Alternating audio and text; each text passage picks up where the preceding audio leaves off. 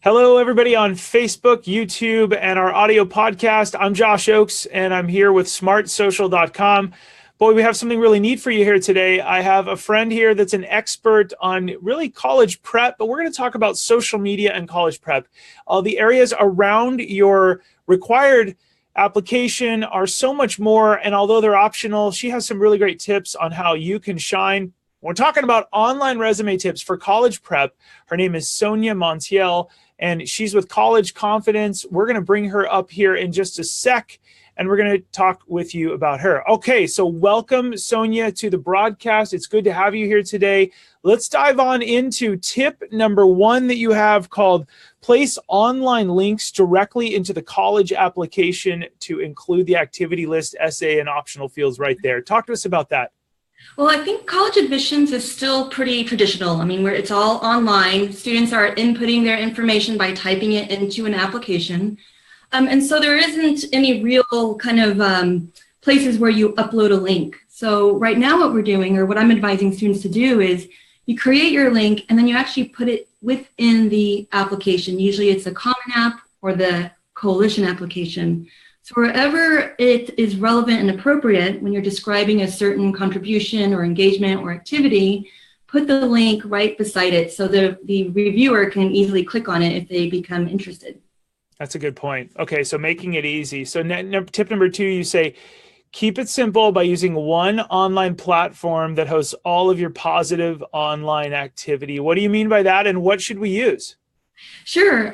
So I think one thing that an applicant or students really have to consider is that time is of the essence.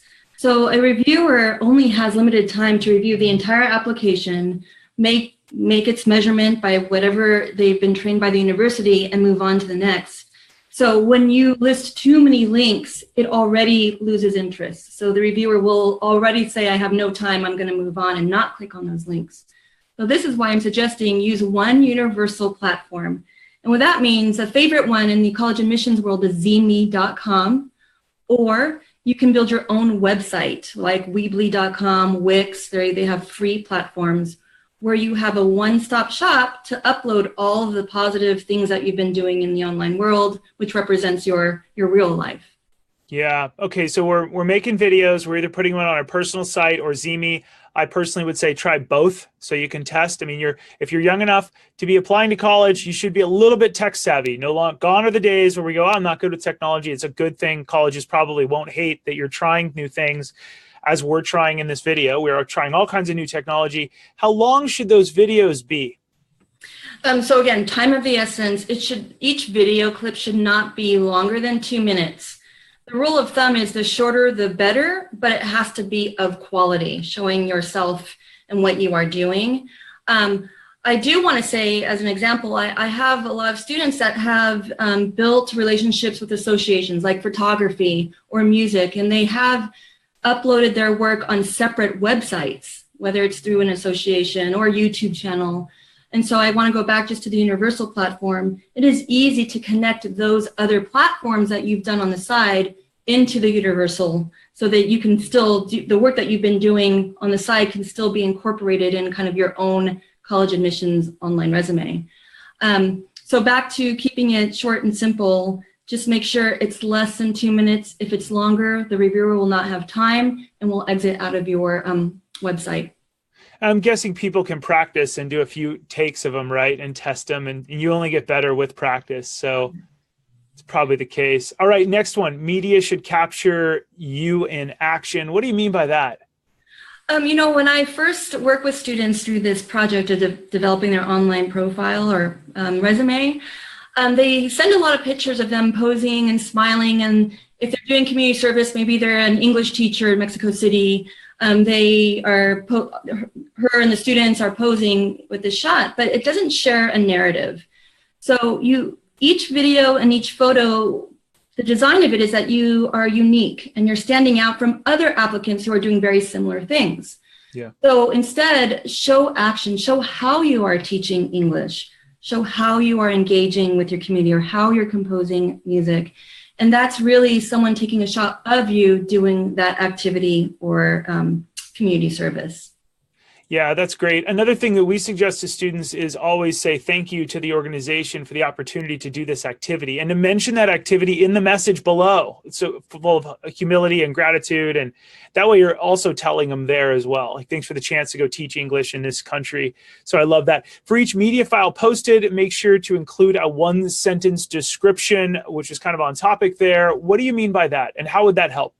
Yeah, so again, don't assume that just because you've listed this activity on your application in writing, because that is a required section on the application, don't assume that the reviewer will automatically translate that into a video that's been posted on your website. Remind the reviewer what they are looking at in context. So every video post, every slideshow needs to have a very brief description of what they're looking at. So some required data that needs to be included is the date or time frame of when you did this thing, where you're located, and what your role was when they're seeing this video. So for example, summer before 11th grade, Mexico City, teaching English to 15 primary school students. And that's it. That's a great idea. Bringing context, because people are coming from all different walks of life looking at your application, and they might have a busy day. They're not going to get it. Your last one says, show diversity in engagement and interest. What do you mean by that? Yeah, so, I like to think about a research journal. So when someone has to read a research journal, it's like 120 pages. That is not what we're trying to do with your online resume. You're only showing the abstract.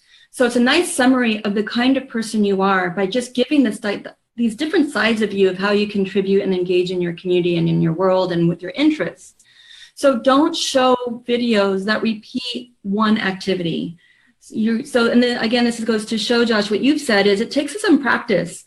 You might have 15 videos of you doing community service, and then 6 months as you're preparing for your final application, you might relook at those 15 videos and say, what is the one that really captures a genuine side or authentic side of me when I teach students, as an example. So Don't repeat the content. Instead, show different sides of who you are as a person. That's great. And students, if you're watching this, parents, if you're watching this, it is good to practice. A lot of people are afraid, like, that video has to be perfect. If you make a dorky video that you feel is nerdy, it might be amazing for a college. If it's truly who you are, it will feel a little bit awkward at first, being on camera for most of America. Public speaking is the #2 fear in the world, I think. But it does take practice. And we live in a world now with Zeme and all these other apps that colleges want to see more about who you are, and video is a great way to do that, and your own personal website. So whenever you can teach somebody something cool, whether you can play the guitar really well, or in my case, I cannot play musical instruments, but I can fix a car and I can use power tools really well, I could teach people how to fix things. And colleges would love that. They go, wow, you're kind of creative with that, right? Actually, employers love that, the fact that you can, build things and do stuff. So that's awesome. Okay, Sonja, talk to us about one more final thing. I want to ask you, what is a big misconception that most families have, or most kids have, or most parents have about college application time? Because it's a hot time right now. What's a big misconception you want people to know? I think that students and families, they fall into a trap of wondering what universities want of them, rather than what universities are really trying to find out is, what is your uniqueness? Show, like you said, your dorky side or your quirky side. University of Virginia actually has a supplement essay question saying, show us something quirky about you. So, you're differentiating yourself from others by showing, what's authentic about you.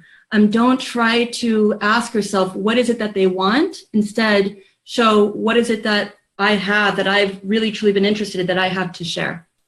That's very wise. And the thing that they want is to see who you are, really. Right, exactly. Not the fake you, not I think you put somewhere in here, and then you guys can read in the blog post below on smartsocial.com.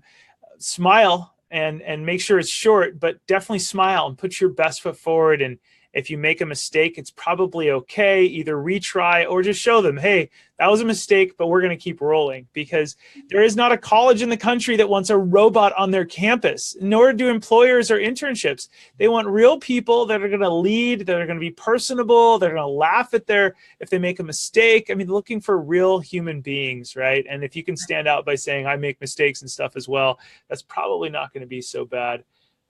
Great. Yeah, Josh, there's just one more thing I want to mention, because this is really tough of students. You know how every club usually has a historian. You know, the historian is the person that takes the photos or the videos of that activity for the year. Students need to choose their historian in a sense. We don't want photos without the student in it. So they need to advocate for themselves and ask mom or dad or friend, hey, do you mind taking a shot of me while I'm doing this activity? Would you mind going to my presentation and video, recording me speak? I think that students really need to take a little bit of courage and ask for their own historian during their high school years. Wow, that is really, really great. We suggest in all of our books, if you're going to take group photos, be the one that suggests one of your friends is going to want to take a photo at an event. Volunteer your camera to be the one that takes those group photos, and tell your friends, hey, you want to be silly in a few of them, that's fine, but I need one good one where you're smiling, where none of us are doing the peace sign, where we're just classy, so that I can post it online and put it on my new resume, which is Instagram or any of these other ones, Zeme. So I love what you're saying about the historian, because that's so true. Advocate for yourself. You're going to want 20 years from now, 10 years, 2 years from now, to have a classy documentation of what happened there. I think that's really great. You can never have too many of them, and you always want a few that are really, really classy. Sonja, I'm going to leave you with final thoughts. I guess, more and more college admission officers are becoming curious, and they are clicking on online social media posts that are also looking up candidates. It's increased. We're about 40% of admission counselors are looking at online posts.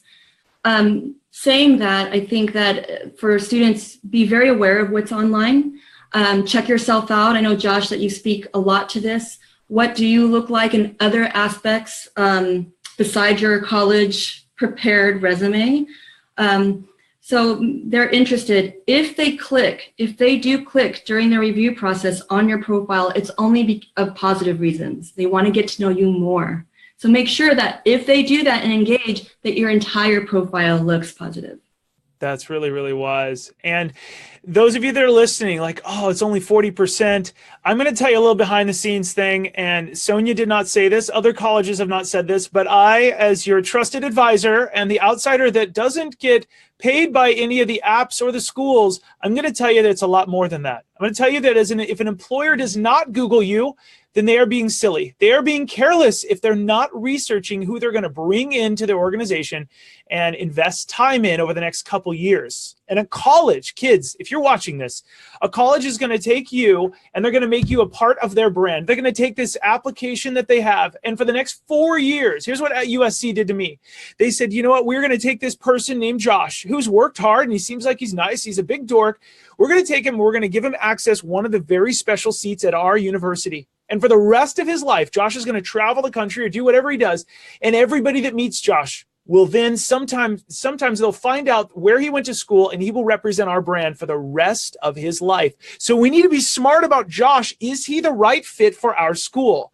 Is he going to come in and be a leader here? Is he going to be a person that brings people together? Is he going to do awesome things after college? And past behavior is a prediction of future performance.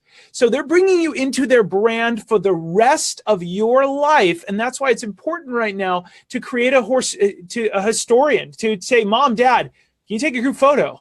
I'm doing a lot of work. Let's start advocating for myself, as Sonja says so wisely. So it's very important that you know that putting your best foot forward, it's fun to have fun on Snapchat right now, but it's more important to realize that you need to advocate for yourself, put your best foot forward. You can be silly and dorky. You can make fun of somebody as long as it's making fun of yourself, but they are going to take you in and give you one of those prized spots and say no to everybody else that's trying to get into that. And that's how serious this is. Sonja, do you have any comments there?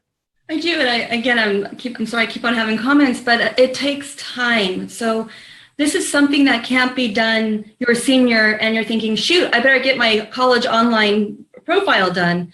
It actually is years of cultivating. So for the students and families out there that are in their middle school, ninth grade years, it's time to start doing that. You collect all of that data. I call it data because colleges are looking for evidence of contribution and engagement. And then you're right before that summer before your senior year, that's when you start to develop the final product. So again, everything, Josh, that you said is just on cue. There's some powerful things about our new social media sites and how colleges are using it. Just take the time to really cultivate it and make sure it's at its finest when you submit your application. That's so true. Sonja, thank you so much for your time here. Those of you that want to learn more about her, you can click the links below and learn about College Confidence, her website, where she advises families and students on how to really take the next step and find their dream school, but not only their dream school, the school that's right for them. You can learn more about her by clicking that below. I'm Josh with smartsocial.com. I hope you'll take that leap of faith and realize that your online resume is Google, it's Instagram, and it's everything else that's public. Because there's so much more just in college. There's also that dream internship. When you get into your dream school, no matter what that is, and there's a right school for everybody, you also need to start thinking about where am I going to, during the summers, work and do? What are the projects? Because college is not the end of life. There's also a dream job. And there's that 4 years, 3 years, or whatever you're going to do during college to make sure that you're ready for that next leap. And my dream for you, my secret ambition is that you get a dream career, that you have something amazing to look back so that your college is going, wow, we picked that right person. And if you're focusing on that long-term plan, colleges can't not look at you and go, hey, this is somebody that's a leader. They're working hard. They're serious about the commitment that they have in this area, whether it's math, science, sports, whatever that is. So I apologize for being on my soapbox, but I'm so passionate about this. Sonja, you are such an awesome person for taking the time out today to share with us your awesome tips. People are going to learn more by clicking the links below. Thank you so much for everybody that's joined us. And thank you again to you, Sonja. Thank you. Thanks for having me. See you guys all soon on the next episode.